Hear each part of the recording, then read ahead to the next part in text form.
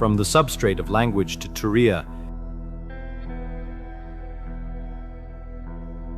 Before this sentence, there was silence. After this sentence, there will be silence.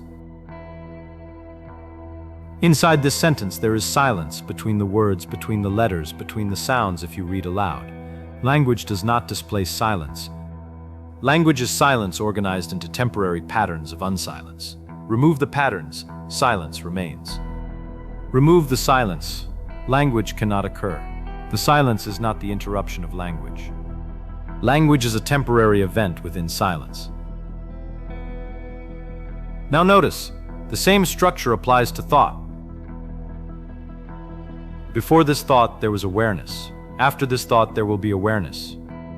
Inside this thought, there is awareness, the substrate in which the thought takes form, moves, resolves. Thought does not displace awareness. Thought is awareness organized into temporary patterns of content. Remove the patterns, awareness remains.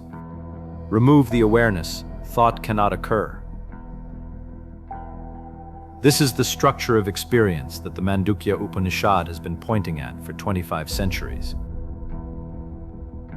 The Mandukya maps 3 states of consciousness: waking, dream, deep sleep. This is not a novel observation. The existence of 3 states was widely recognized. The Mandukya's contribution is what it does with them. Each state is a mode of experience. Waking, the experience of the external world through the senses. Dream, the experience of an internally generated world with the same phenomenological quality as waking. Deep sleep, the absence of the waking dream experiential framework, unconsciousness, or something beyond consciousness as ordinarily understood. 3 states, 3 experiential modes, and the silence between them. The waking state ends, the eyes close, the sensory engagement dissolves, and before the dream state begins, there is a gap. The dream ends, and before waking begins, there is a gap. You do not remember these gaps, but they occur.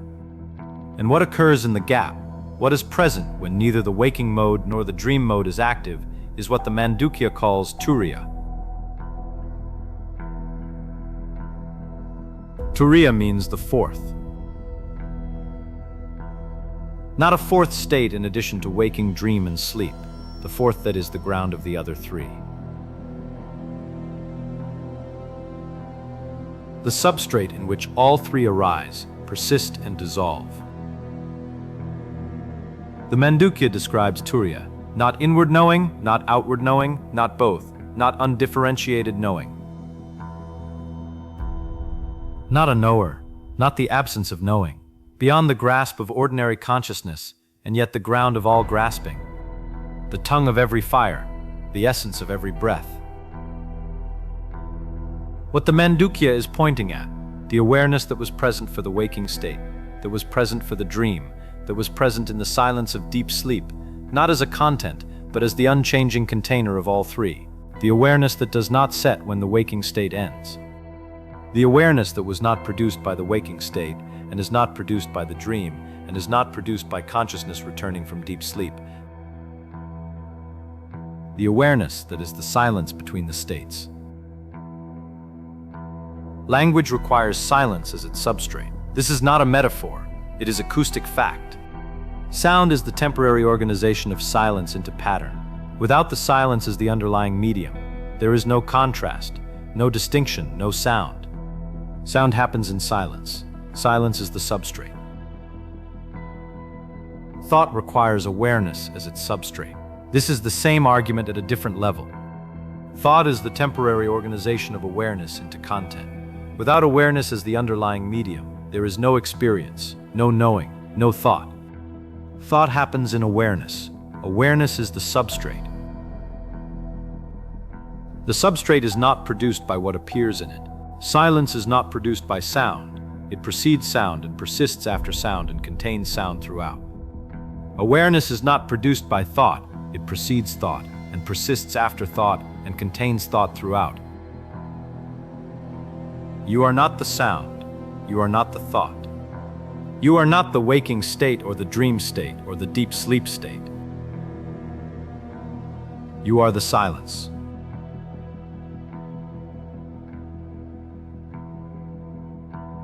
The Mandukya's fourth. Not the absence of states, the ground the states arise in. AUM, AUM, and then silence.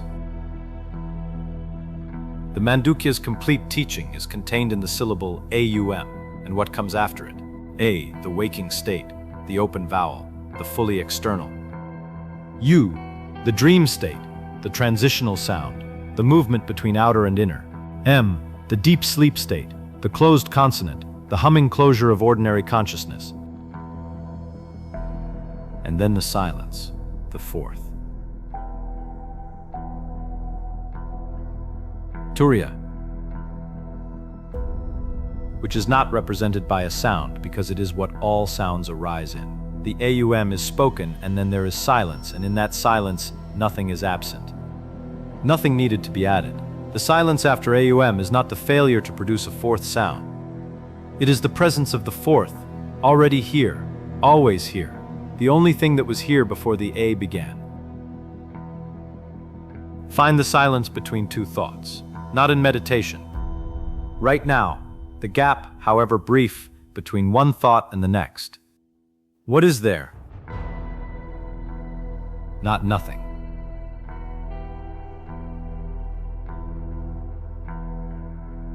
Something that is prior to content. Something that does not identify with the thoughts that arise in it. The substrate that receives the waking, the dream, the sleep. The fourth.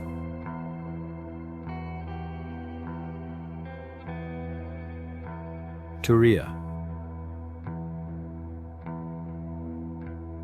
Always, already what you are. Underneath the AUM. In the silence.